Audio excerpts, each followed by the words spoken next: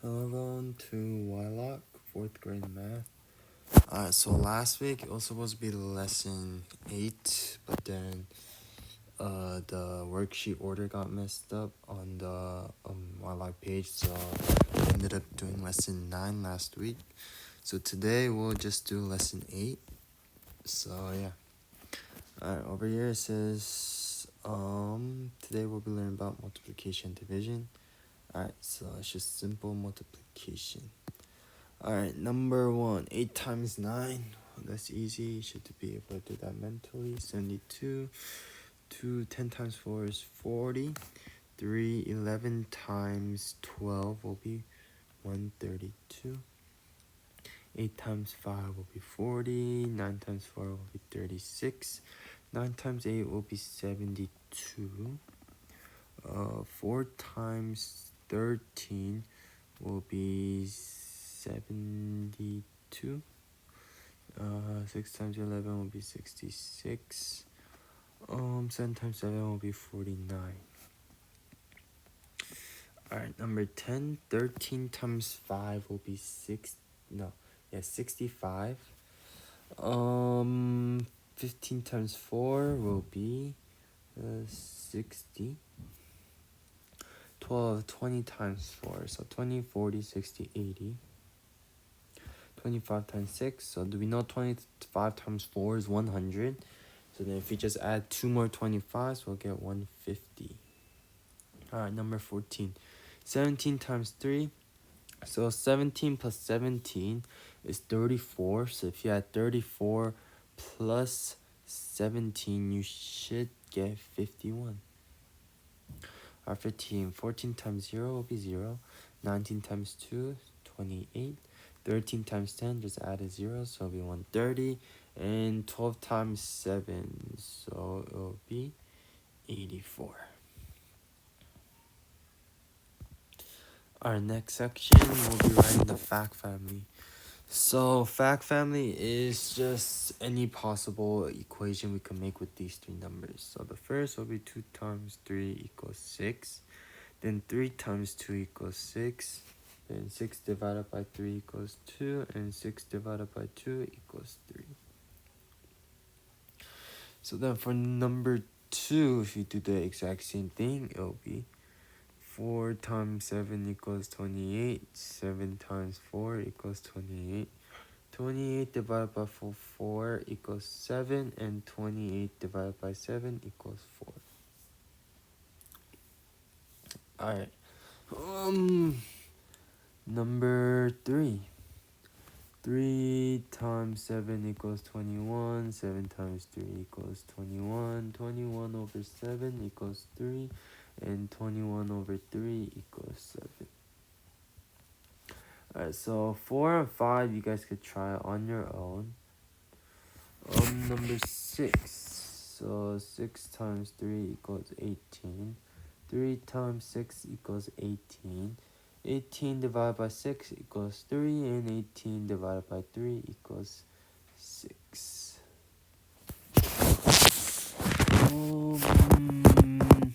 What are these blue lines? Alright, so for number 7, we have 4 times 9 equals 36. 9 times 4 equals 36. 36 divided by 4 equals 9. 36 divided by 9 equals 4. Sorry for the bad handwriting, but yeah. Alright, 8 through 10, you guys could try on your own. So 4, 5, 8, 9, and 10 is all yours to try. And next, multiplication properties. Alright, so we need to find out what multiplication property we used. So let's do number 1. Alright, so 1 times 11, 9 times 11 equals 11. So it will be 1 times 11. So this will be identity. Alright, number 2, 0 equals blank times 5. So in order to get 0 when you multiply, you have to multiply by 0. So then this will be 0. property of 0. Alright, next, blank times parentheses 3 times 3 equals parentheses 6 times 3 times 3. So then we just compare, and the missing number will be 6, and this will be associative property. Alright, number 6, 8 times 5 equals 5 times blank. It will be 8, and this will be commutative.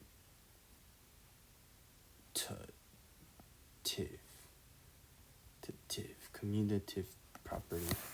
So the difference between associative and commutative is that associative has parentheses, but commutative does not. Alright, so for 7, if you follow that, this will be 2, and this will be associative.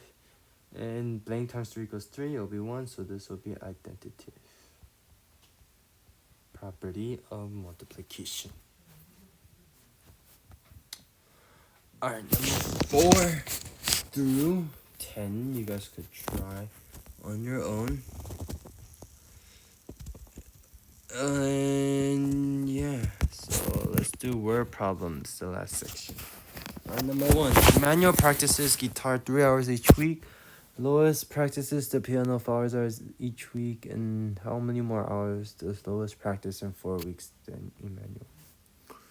So 3 hours each week, so let's do it. 3 times 4 is 12, and 5 times 4 is 20. So if you subtract, we'll get 8 hours more.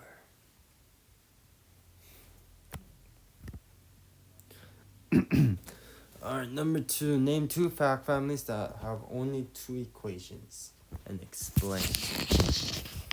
Alright, so the fact families that we looked at before over here, there were 3 numbers each, and there were 4 fact families in total.